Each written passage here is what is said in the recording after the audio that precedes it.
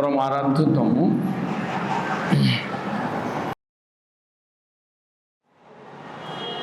पटना गौड़ीय मठ में चैतन्य चरितामृत के मध्य भाग में वर्णित रूप शिक्षा के विषय में हम लोग आलोचना कर रहे थे। हम लोग श्रवण कर रहे थे श्री चैतन्य महाप्रभु जब संन्यास लेने के पश्चात श्री क्षेत्र धाम से वृंदावन की ओर जा रहे थे। रास्ते में प्रयागराज तीर्थ में उनके साथ रूप गोस्वामी जी का मिलन हुआ। रूप गोस्वामी और उनके भाई अनुपम दोनों ने महाप्रभु से मिला। उसके बाद महाप्रभु ने 10 दिन तक रूप गोस्वामी को वैष्णव धर्म का प्रचार करने में समर्थ है ऐसा समझकर उनको भक्ति तत्व के बारे में, जीव तत्व के बारे में, भक्ति का साधन के बारे में, साधन तत्व के बारे में उनको उपदेश दिया।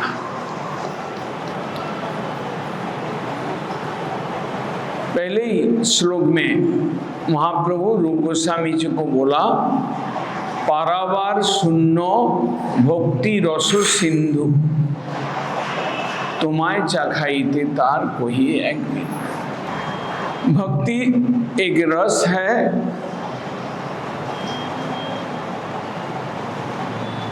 आनंद रस है, जिसके द्वारा आप भगवान को वशीभूत कर सकते हैं। और वो रस भी सिंधु के समुद्र के बराबर है, उसका कोई अंत नहीं है। मैं तुमको भक्ति रस का एक बिंदु चखाने के लिए मैं तुमको आगे जाके बोल रहा है, यही तो ब्रह्मांड भरी अनंत जीवगण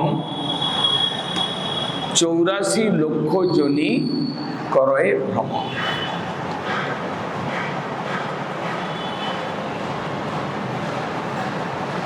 हम जिस धरती पर, पृथ्वी पर हम मनुष्य शरीर लेकर कर्मों के अनुसार हम विचरण कर रहे हैं, इसको ब्रह्मांड बोलते हैं। ऐसा कोटि कोटि ब्रह्मांड है और ब्रह्मांड के एक ब्रह्मांड के अंदर अनंत कोटि जीव।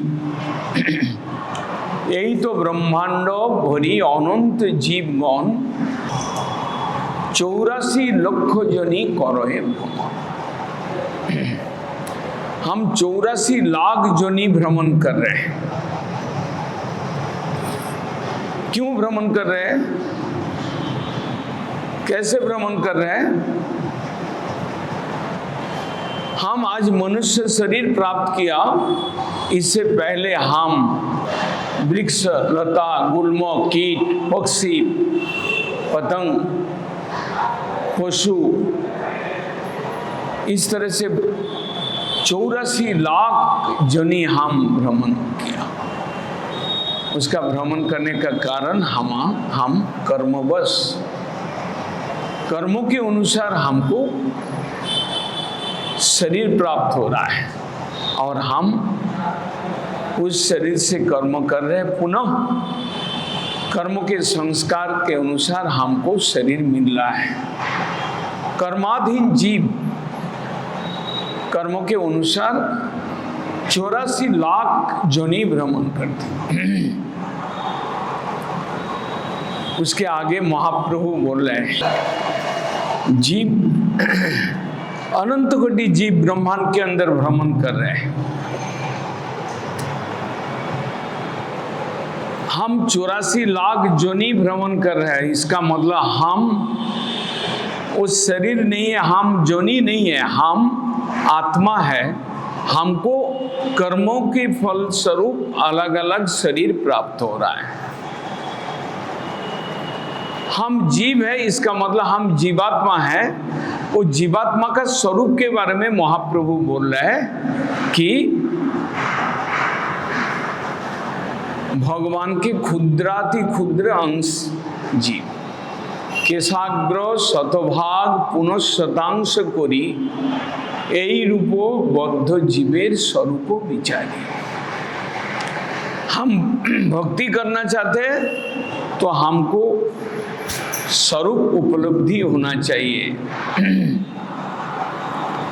मैं कौन हूं, वास्तव में मेरा स्वरूप क्या है, उस विषय में महाप्रभु रूप गोस्वामी को उपलक्ष्य कर हमें सिखा रहे हैं कि हम जीव तत्व है और सूक्ष्माति सूक्ष्म तत्व है। और उसका दृष्टांत तो देते हुए बोले कि केश का बाल का अग्रभाग को 100 भाग करो, हिस्सा करो, उसके अंदर एक भाग लेकर फिर उसको पुनः 100 भाग करो, तो इतना बड़ा आप जीवात्मा है, जीव स्वरूप है। मेरा स्वरूप मैं अणु, मैं क्षुद्र, मैं चित्कन ईश्वर के अंश। इसलिए हमें भोजन करने का प्रश्न आता है। हम कर्मवश होकर हमको शरीर प्राप्त होता है और शरीर से कर्म करते हुए पुनः जो कर्मफल आता है उसके हिसाब से पुनः शरीर प्राप्त होता है। वास्तव में हम अणु अंश भगवान का ईश्वर के साथ हमारा नित्य संबंध है और हमारा शरीर के साथ जो संबंध है वो अनित्य है, क्षणिक है और मिथ्या है। जब अपना स्वरूप को आप जानेंगे कि हम ईश्वर अंश है, हमको ईश्वर का भजन करना है, ये बुद्धि ये ज्ञान आपको प्राप्त हो। महाप्रभु भक्ति रस के बारे में सिंधु का एक बिंदु रूप गोस्वामी को दे रहे हैं। किसके लिए? जीव को लिए, कि जीव को भक्ति धन मिले, जीव भक्ति साधन करे। ये पहला अध्याय। दूसरा अध्याय में जाकर महाप्रभु जीव का स्वरूप बोला है कि हम इतना सूक्ष्म है, हम मायावश हो जाते हैं, हम देहवश हो जाते हैं और देहवश होकर भोगवश होकर हम ईश्वर को भूलकर दूसरे ओर भागता है। ये हमारा भ्रमण करने का ही कारण है। उससे हमें कष्ट, त्रिताप, दुख झेलना पड़ता है। और भागवत के हिसाब से जीव का स्वरूप के बारे में वर्णन है, सूक्ष्मानाम अपि अहं जीव। जितना इस संसार में सूक्ष्म वस्तु है, जीव स्वरूप में मैं हूं जो सूक्ष्माति सूक्ष्म। जब मैं सूक्ष्म हूं तो मेरे को अधीन हो जाना पड़ता है। मैं कमजोर हूं, भगवान सर्वशक्तिमान है और मैं अनुचितकन होने के कारण मैं भगवान के सूक्ष्माति सूक्ष्म अंश होने के कारण मैं उनका अधीन तत्व हूं। अभी आगे जाके बोल रहे हैं कि जीव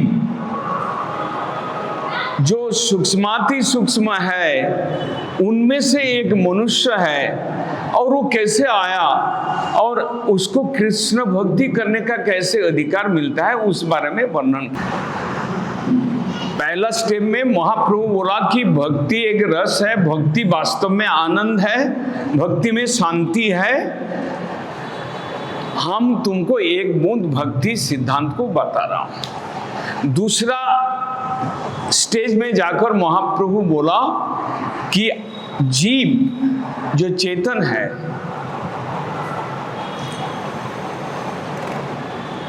वो भगवान का अणु अंश है। इस संसार में स्थावर और जंगम, अचेतन वस्तु और चेतन वस्तु है। जितना जीव सत्ता है वो चेतन वस्तु है, और ये मिट्टी, जल, अग्नि, पहाड़, पर्वत, नदी ये अचेतन वस्तु है। चेतन और अचेतन वस्तु को अलग किया। चेतन वस्तु के अंदर दो प्रकार का विभाजन महाप्रभु बोल रहे हैं कि एक स्थावर, एक जंगम। स्थावर मतलब वृक्ष, लता, गुल्म, जो चल नहीं सकता।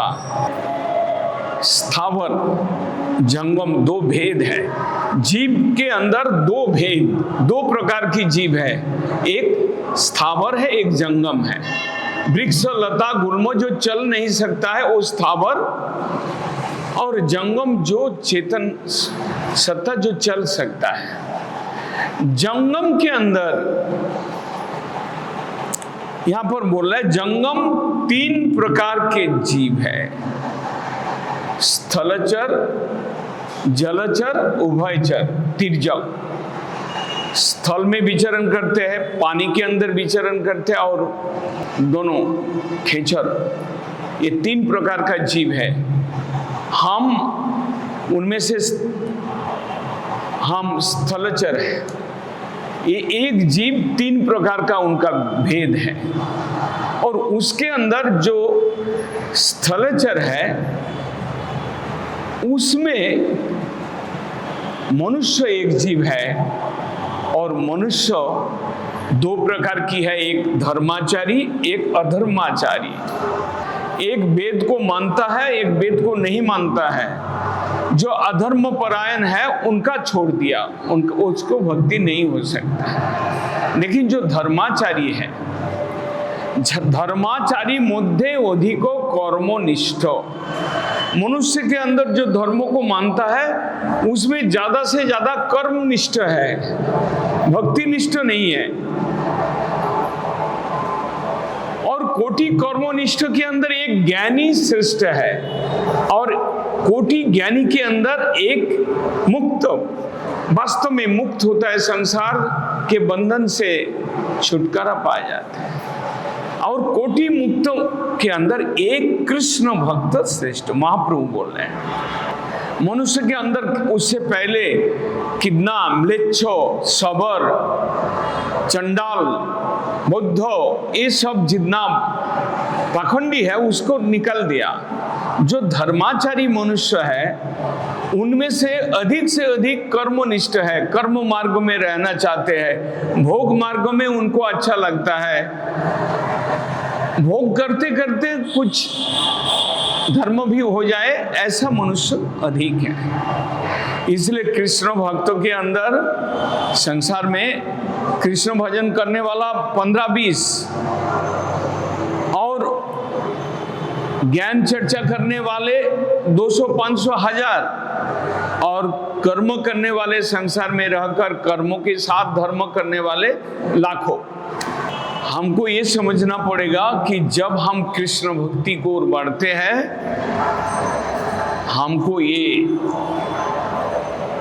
गर्व होना चाहिए कि हम करोड़ों में एक नहीं, करोड़ों में एक ज्ञानी बनता है, करोड़ों ज्ञानी में एक मुक्त होते हैं, और हम करोड़ों मुक्तों में एक कृष्ण भक्त जो होता है वो हम भक्त नहीं बना, लेकिन उस साधन में हम आ पाया। हमारा भाग्य को समझना चाहिए, हमको अपना भाग्य को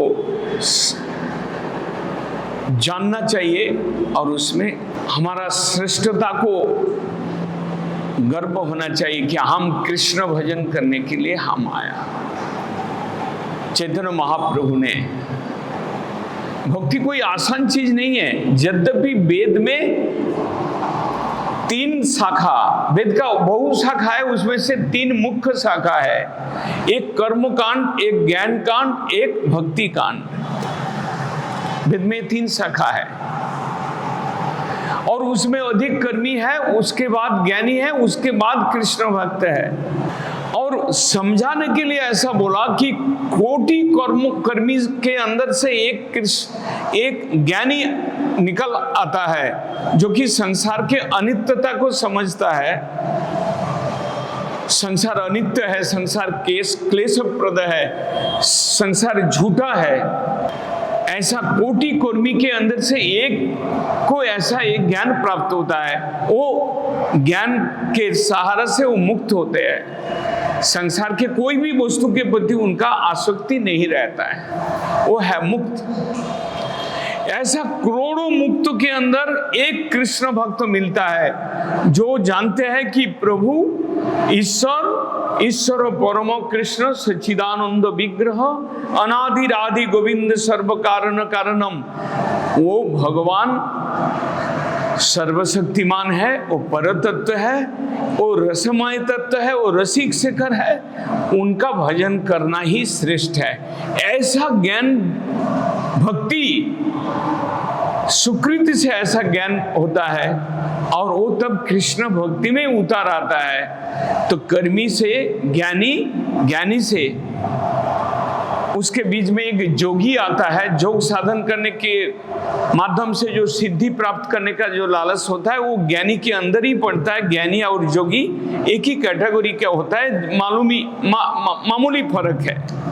लेकिन यहाँ पर कृष्ण भक्त का बारे में बोला जा रहा है कि कोई जीव 84 लाख जोनी भ्रमण करते करते उसको कर्म का सुकृति होता है, फिर कर्म का सुकृति से उसको ज्ञान का सुकृति प्राप्त होता है, फिर वो धीरे धीरे जो सबसे भाग्यशाली होता है उसको कृष्ण भक्ति उस करने के उनके विचार आता है। वो भक्ति उन्मुखी सुकृति कहते हैं।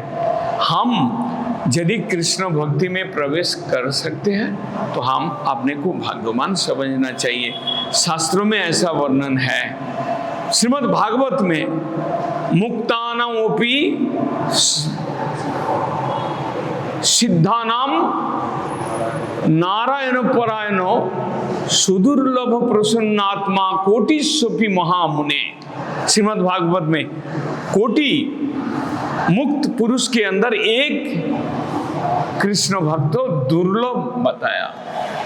यद्यपि हम कृष्ण भक्त नहीं बन पाया, लेकिन कृष्ण भक्ति का सुकृति मिलने के कारण हम कृष्ण भक्ति का स्टार्ट किया, कृष्ण के पास आया। हम गुरु के चरण में शरणागत होकर हम कृष्ण भजन करने के लिए हमें कुछ इच्छा, हमें कुछ श्रद्धा जागृत हुआ। इस स्टेज तक हम लोग आए और यदि हम कृष्ण भजन कर पाएंगे ठीक तो हम, इसलिए चैतन्य चरितामृत में बोलते हैं कृष्ण भक्त निष्काम अतएव संत भुक्ति मुक्ति सिद्धि कामी सकली अशांत। कृष्ण भक्त निष्काम होता है। आज नवरात्र चल रहा है, मातृ पूजन चल रहा है, दुनिया एकदम मातृ पूजन में डूबे है, व्यस्त है, मग्न है। लेकिन शक्तिमान को छोड़कर शक्ति का पूजा एक प्रकार मूर्खता है। शक्तिमान को छोड़कर आप शक्ति का पूजा कर रहे हैं। और यदि आप शक्ति का पूजा करेंगे ठीक है, लेकिन शक्तिमान का पूजन के साथ में आप शक्ति का पूजन कर सकते हैं। और आप यदि केवल शक्ति का पूजन कर रहे हैं तो आपके अंदर सकाम वासना है, आप कुछ आपके अंदर। इसलिए हम लोग जब देवी का पूजन करते हैं, पुष्पांजलि देते हैं, धनं देहि जनं देहि मनोरमा भार्जांग देहि पुत्रं देहि, ये देहि बोलते हैं कि आप दीजिए मेरे को। मंत्र में है, देवी पूजन के मंत्र में है। और कृष्ण के पूजा में क्या है? भक्ति देहि, आप भक्ति दीजिए, आपके चरण में प्रेम दीजिए, इसको निष्काम उपासना। जिस दिन आप शुद्ध भाव से, निष्काम भाव से कृष्ण भक्ति करने लग जाएंगे, वो बुद्धि आपको मिले और ऐसा सद्गुरु मिले जो कि निष्काम भाव जिनके अंदर है। आप समझे कि आपका बहुत बड़ा भाग है कि आप निष्काम उपासना में आ पाए और भक्ति शुरू किया। उससे आगे आप यदि ठीक ठीक आचरण के साथ शुद्ध भक्ति करते, आगे बढ़ते हैं, यदि आप कृष्ण भक्ति में कुछ स्टेज है, श्रद्धा, साधु संग, भजन क्रिया, अनर्थ निवृत्ति, निष्ठा, रुचि, प्रेम, भाव और प्रेम, ये स्टेज है, 9 स्टेज है।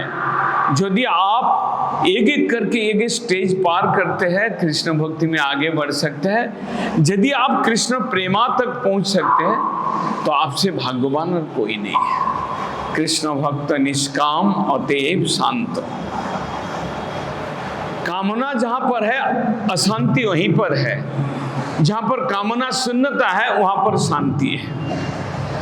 जितना अशांति है काम के वजह से है, कामना के वजह से है, आशा के वजह से है। हमको ये चाहिए, हमको ये चाहिए, हमको वो चाहिए, हमको और ज्यादा चाहिए। ये जो कामना है, ये अशांति के कारण है। वास्तव में ये कामना से मुक्ति मिलना चाहिए, कामना से ऊपर आना चाहिए। जब आप केवल कृष्ण भक्ति कामी होंगे, भागवत में एक श्लोक है, अकामो सर्व कामो वा मुख्य कामो उदारधि तीव्रेन भक्ति जोगेनो जजते पुरुषं परम। परम पुरुष का उपासना करेंगे, चाहे आप सर्वकामी हो, बहुत कुछ आपको पाना है, बहुत कुछ आपको चाहिए, आप सब कामना से उपरती लाभ कर सकते हैं और केवल ईश्वर भक्ति ही आपका जीवन में रह जाएगा, प्राप्ति के विषय रह जाएगा।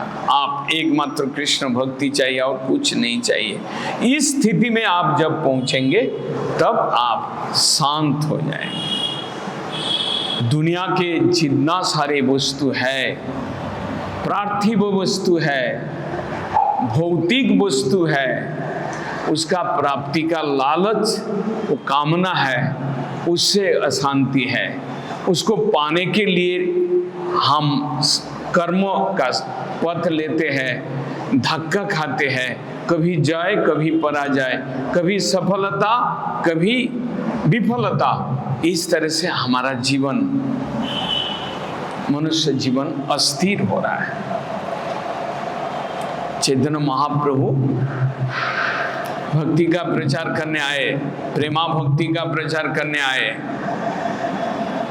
इस संसार में और प्रकार का भक्ति है,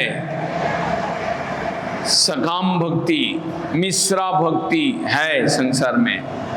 हम सांसारिक सुख भी चाहिए हमको और भक्ति का भी आनंद कभी कभी लेंगे। ऐसा भक्ति को मिक्स भक्ति, मिश्रा भक्ति कहते हैं। और सकाम भक्ति, हमको दुनियादारी का वस्तु भी चाहिए और भक्ति भी करेंगे, वो सकाम भक्ति। इसके ऊपर जाके कोई अगर निष्काम भक्ति करते हैं, निष्काम भक्ति के आगे भी एक भक्ति जो महाप्रभु ले आया, वो प्रेमा भक्ति, भगवान को सुख देना, भगवान को सुखी करना।